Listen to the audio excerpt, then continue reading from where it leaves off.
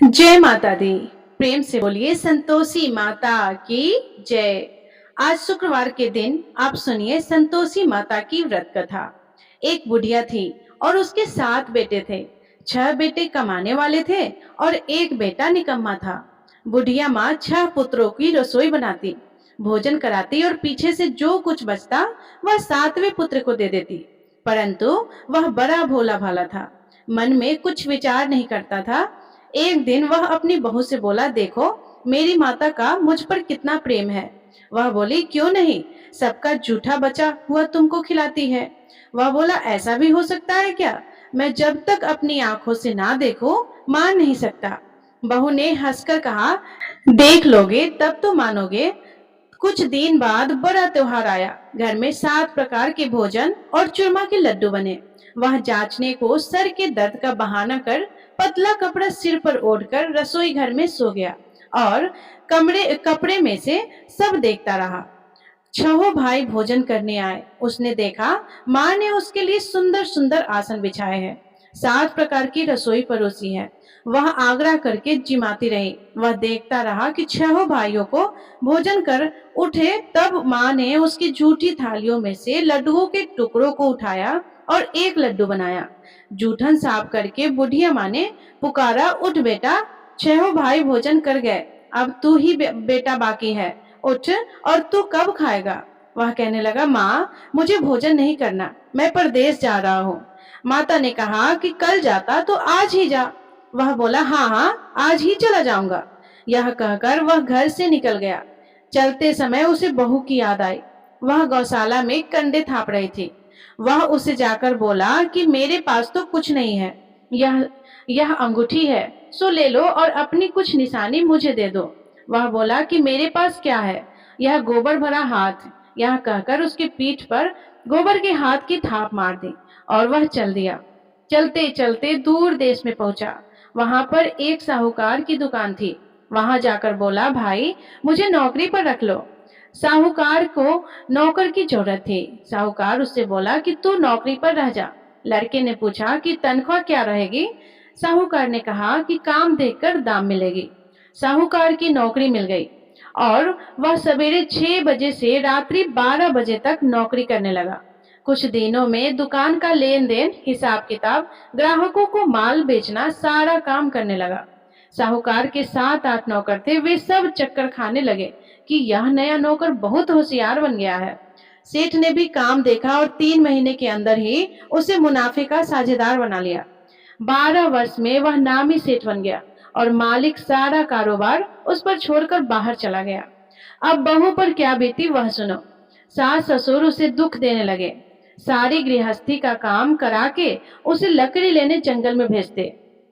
इस बीच घर की रोटियों के आटे से जो भी भूसी निकलती उसकी रोटी बनाकर रख दी जाती और फूटे नारियल की नरेली में पानी। इस तरह दिन बीतते रहे। एक दिन वह लकड़ी लेने जा रही थी कि रास्ते में बहुत सी स्त्रियां संतोषी माता का व्रत करती दिखाई दी। वहां यह खड़ी होकर कहने लगी कि बहनों, यह तुम किस देवता का व्रत करती हो और इसके करने से क्या फल होता है? इस व्रत के करने की क्या विधि है? यदि तुम अपने इस व्रत का विधान मुझे समझाकर कहोगी तो मैं तुम्हारा बड़ा एहसान मानूंगी। तब उसमें से एक स्त्री बोली कि सुनो, यह संतोषी माता का व्रत है। इसके करने से निर्धनता, दरिद्रता का नाश होता है, लक्ष्मी आती है, मन की चिंताएं दूर होती है, घर में सुख होने से मन को प्रसन्नता और शांति मिलती है, त्रिपुत्री को पुत्र मिलता है, प्रीतम बाहर गया हो तो शीघ्र आता है, कुंवारी कन्या को मनपसंद वर मिलता है, राजद्वार में बहुत दिनों से मुकदमा चलता हो तो वह भी खत्म हो जाता है, कलह कलेश की निवृत्ति हो, सुख शांति हो, घर में धन जमा हो, पैसा जायदाद का लाभ हो और भी मन में जो कुछ कामना हो वह सब इस संतोषी माता की कृपा से पूरी होती है। स्त्री कहने लगी कि 1.25 आने का गुड़ चना लेना, इच्छा हो तो 5.25 आने का लेना या 1.25 का भी सहूलियत के अनुसार ही लेना। बिना परेशानी, श्रद्धा और प्रेम से जितना भी बन सके सवाया लेना। 5.25 पैसे से 5.25 आने तथा इससे भी ज्यादा शक्ति और भक्ति के अनुसार ले लेना। हर शुक्रवार को निराहार रहकर कथा कहना और सुनना, इसके बीच क्रम टूटे नहीं। लगातार नियम पालन करते रहना। सुनने वाला कोई ना मिले तो घी का दीपक जलाकर उसके आगे जल के पात्र को रखकर कथा कहना, परंतु नियम न टूटे। जब तक कार्य सिद्ध न हो नियम पालन करना और कार्य सिद्ध हो जाने पर व्रत का उद्यापन करना। 3 मास में माता फल पूरा करती है। यदि किसी के खोटे ग्रह हो तो भी माता 1 वर्ष में अवश्य कार्य सिद्ध करती है। कार्य सिद्ध होने पर ही उद्यापन करना चाहिए, बीच में नहीं करना चाहिए। उद्यापन में 2.5 सेर आटे का खाजा तथा इसी अनुसार से खीर तथा चने का साग बनाना। 8 लड़कों को भोजन कराना। जहां तक मिले देवर, जेठ, भाई, बंधु, कुटुंब के लड़के लेना। ना मिले तो रिश्तेदारों और पड़ोसियों के लड़के बुलाना। उन्हें भोजन कराकर यथाशक्ति दक्षिणा देना और माता का नियम पूरा करना। उस दिन घर में कोई खटाई नहीं बनाना। यह सब सुनकर बुढ़िया की बहू वहां से चल दी। रास्ते में लकड़ी के बोझ को बेच दिया और उन पैसों से गुड़ चना लेकर माता के व्रत की तैयारी करने लगी। आगे चली और सामने मंदिर है। यह सुनकर माता की मंदिर में जाकर माता के चरणों में लौटने लगी और इसके बाद वह माँ से विनती करने लगी कि हे माँ, मैं निपट मूर्ख हूँ, व्रत के नियम कुछ नहीं जानती, मैं बहुत दुखी हूँ। हे माता जगजननी, मेरा दुख दूर करो, मैं आपकी शरण में हूँ। माता को दया आई। एक शुक्रवार बीता कि दूसरे शुक्रवार को ही इसके पति का पत्र आया और तीसरे को उसके भेजा हुआ पैसा भी आ गया। यह देखकर जेठानी मुंह सिकोड़ने लगी। इतने दिनों में इतना पैसा आया है, इसमें क्या बढ़ाव है। लड़के ताने देने लगे कि काकी के पास अब पत्र आने लगे, रुपए आने लगे, अब तो काकी की खातिर बढ़ जाएगी। अब तो काकी बुलाने से भी नहीं बोलेगी। बेचारी सरलता से यह कहती कि भैया पत्र आएगा, रुपए आएंगे तो हम सबके लिए अच्छा है। ऐसा कहकर आंखों में आंसू भरकर संतोषी माता के मंदिर में आकर माँ तेश्वरी के चरणों में गिरकर रोने लगी। माँ, मैंने तुमसे पैसा नहीं मांगा, मुझे पैसे से क्या काम है, मुझे तो अपने सुहाग से काम है। मैं तो अपने स्वामी के दर्शन और सेवा मांगती हूँ। तब माता ने प्रसन्न होकर कहा, जा बेटी, तेरा स्वामी आएगा। यह सुनकर खुशी से वह बावली होकर घर जाकर काम करने लगी। अब संतोषी माँ विचार करने लगी कि इस भोली पुत्री से मैंने कह तो दिया है कि तेरा पति आएगा, पर आएगा कहाँ से। वह तो इसे स्वप्न में भी याद नहीं करता है। इसे याद दिलाने तो मुझे ही जाना पड़ेगा। इस तरह माता उस बुढ़िया के बेटे के पास जाकर स्वप्न में प्रकट होकर कहने लगी, साहूकार के बेटे, सोता है या जागता है। वह कहता है कि माता, सोता भी नहीं हो और जागता भी नहीं हो, बीच में ही हो, कहो क्या आ गया है। माँ कहने लगी, तेरा घर बार है या नहीं है। वह बोला कि मेरा सब कुछ है माता, मेरे पास माँ बाप भाई बहन बहू क्या की कमी है। माँ बोली, पुत्र, तेरी घरवाली कष्ट उठा रही है, माँ बाप उसे दुख दे रहे हैं, वह तेरे लिए तरस रही है, तू उसकी सूध ले। वह बोला, हाँ माता, यह तो मुझे मालूम है, परंतु जाऊं कैसे।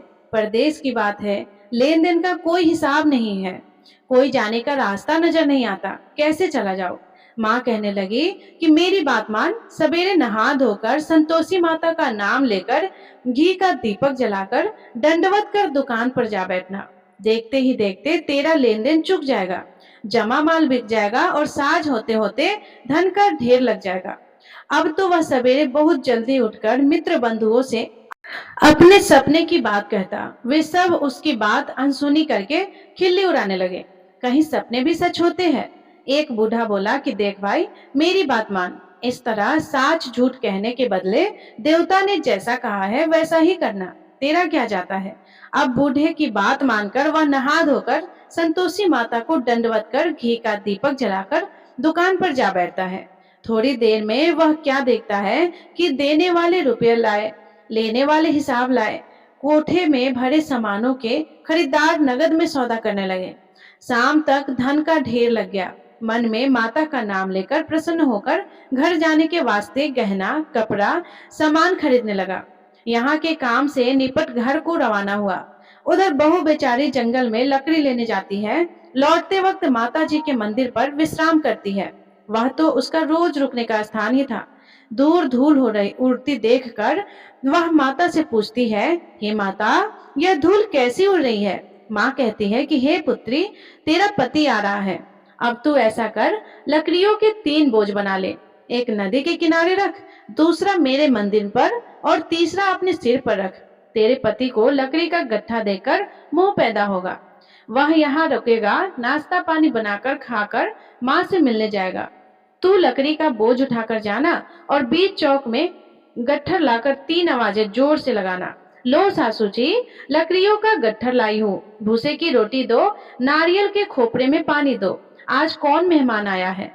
माँ की यह बात सुनकर वह बहुत अच्छा माताजी कहकर प्रसन्न मन से होकर लकड़ियों के 3 गट्ठे ले आई। एक नदी के तट पर, एक माता के मंदिर पर रखा और इतने में ही वह मुसाफिर आ पहुंचा। सूखी लकड़ी देखकर उसकी इच्छा हुई कि अब यहीं निवास करे और भोजन बनाकर खा पीकर गांव जाए। इस प्रकार भोजन बनाकर विश्राम कर लेकर गांव को गया। उसी समय बहू सिर पर लकड़ी का गट्ठा लिए आती है। उसे आंगन में डालकर जोर से 3 आवाज देती है। लो सासू जी, लकड़ी का गट्ठर लो, भूसे की रोटी दो, नारियल के खोपरे में पानी दो, आज कौन आया है।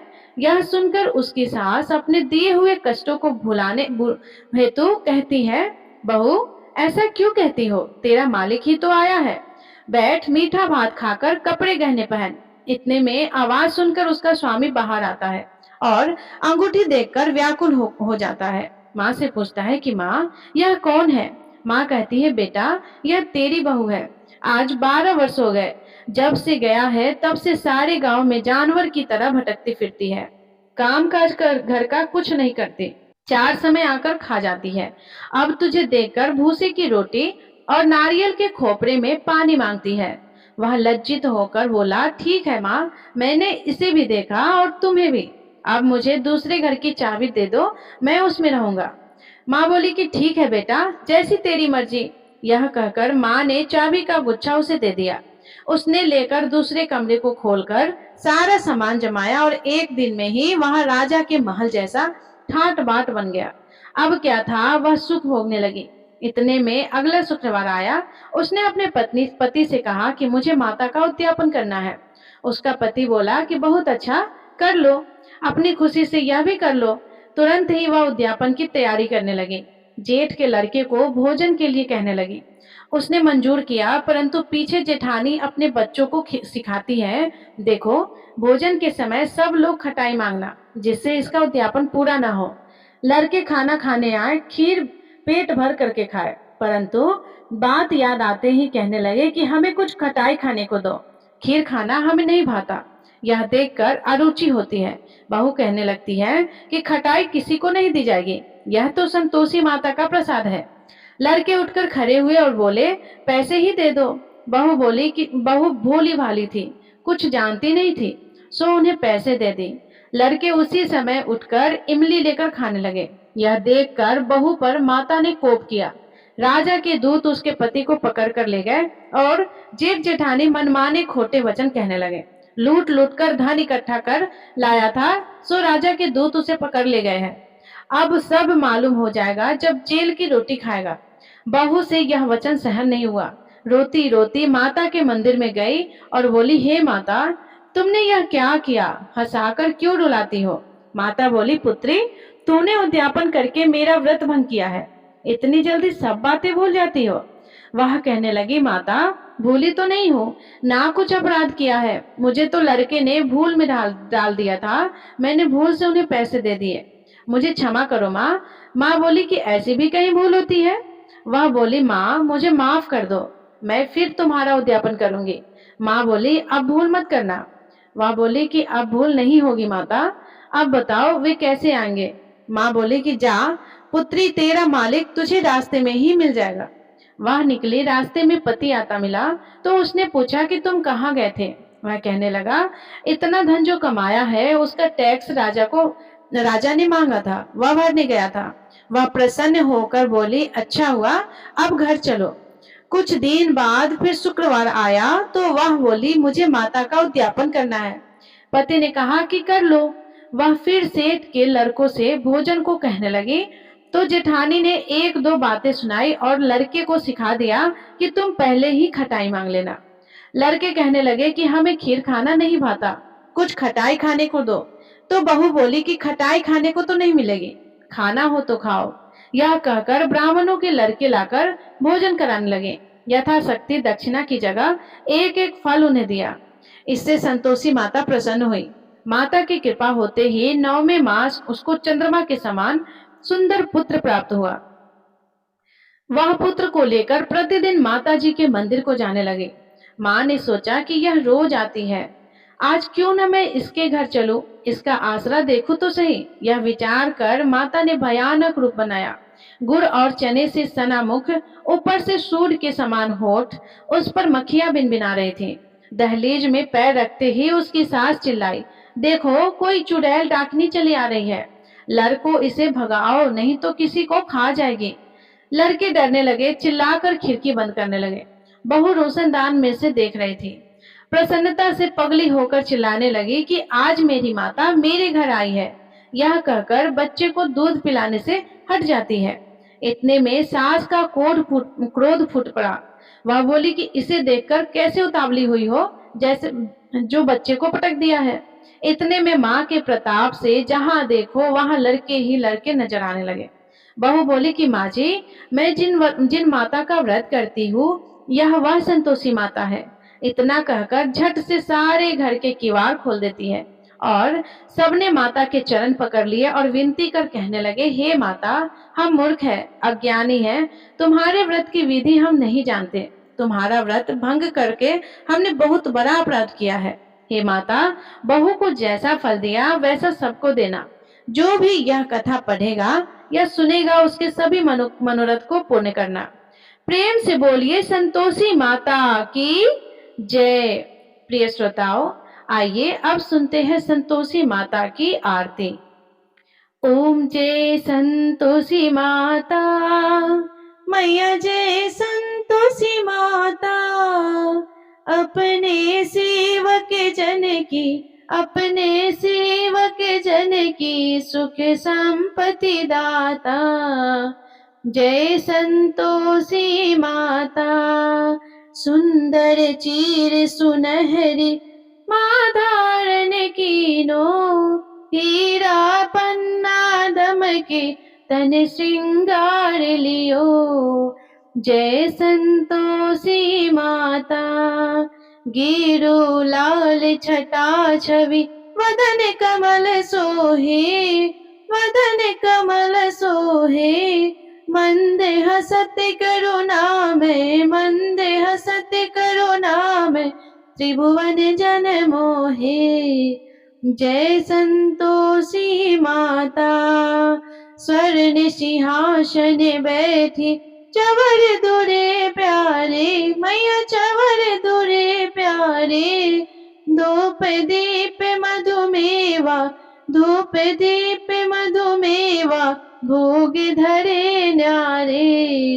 ओम जय संतोषी माता, गुड़ अर्चना परम प्रिय, माँ संतोष कियो, संतोषी कहलाई, संतोषी कहलाई, भक्तन वैभव दियो।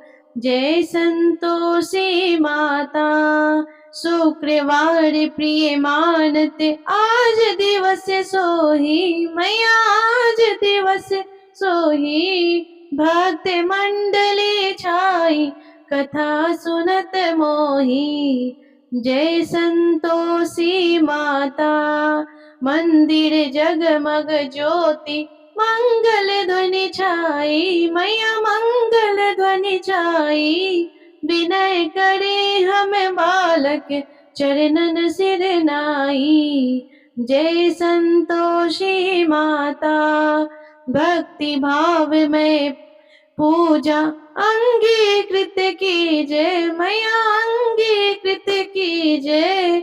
जो मन बसे हमारे, जो मन बसे हमारे, इच्छा फल दीजिए।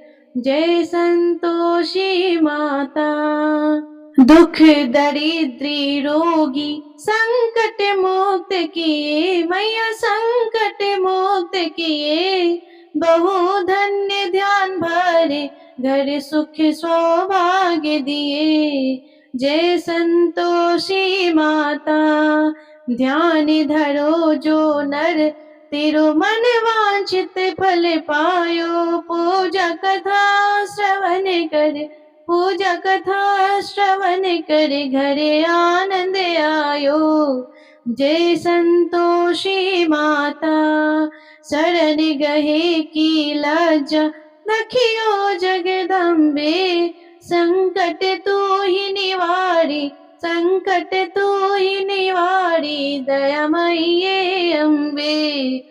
जय संतोषी माता, संतोषी माँ की आरती जो कोई नर गावे, माया जो कोई नर गावे, रिद्धि सिद्धि सुख संपत्ति जी भर कर पावे। जय संतोषी माता, जय संतोषी माता, मैया जय संतोषी माता। अपने सेवक जन की, अपने सेवक जन की सुख संपत्ति दाता। जय संतोषी माता। प्रेम से बोलिए संतोषी माता की जय। प्रिय श्रोताओं, आपको आज की कथा पसंद आए तो वीडियो को लाइक करके चैनल को जरूर सब्सक्राइब करिएगा और कमेंट में जय संतोषी माता अवश्य लिखिएगा। राधे राधे, जय श्री कृष्णा।